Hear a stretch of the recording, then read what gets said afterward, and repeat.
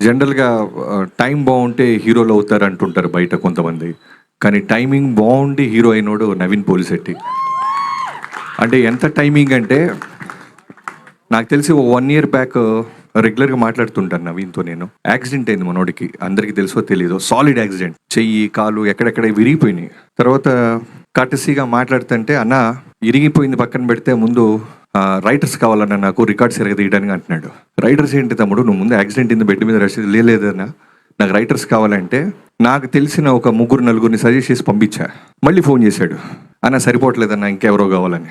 ఏమో ఎక్కడి నుంచి పట్టుకొస్తాం ఉన్న రైటర్స్ అందరినీ పంపిస్తే నువ్వు నీ ఎనర్జీకి వాళ్ళు మ్యాచ్ అవ్వక పారిపోతున్నారు తమ్ముడు అంటే అలా తనే కూర్చొని తనే ఒక కథ పట్టుకొని ఒక బ్యూటిఫుల్ టీమ్ని ఆర్గనైజ్ చేసుకొని ఇలాంటి సినిమా ఒక బ్లాక్ బస్టర్ కొట్టడం అనేది సామాన్యమే కాదు. అంటే సినిమా మొత్తం చూసినప్పుడు నాకు ఏమనిపించిందంటే నవీన్ ఒక్క ఫ్రేమ్లో కూడా ఎనర్జీ వదలట్లా. ఒక్క ఫ్రేమ్ ఎక్కడో చోట రిలాక్స్ అవుతారు ఎవరొకళ్ళు.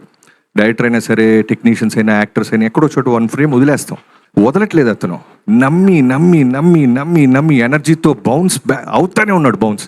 అంత నవ్వుతూ చేస్తున్నాడు కదా, లోపల ఎంత లాభం ఉందో నాకు అర్థమవుతుంది. ఎందుకు అవ్వం మనం హీరో, ఎందుకు నిలదొక్కోలేం, ఎందుకు ఈ పెద్ద సర్కిల్లో నేను ఉండకూడదు, నాకు ఎందుకు మార్కెట్ ఉండకూడదు అనేది ప్రతి స్మైల్ వెనకాల అతను పడ్డ కష్టం, అతనుకున్న లాభ నాకు అనిపించింది. నవీన్ నీ కష్టం ఇలానే వెళ్తావు, నీకేం చెప్పక్కర్లేదు, బట్ చాలా చాలా బ్రైట్ ఫ్యూచర్ ఉంది.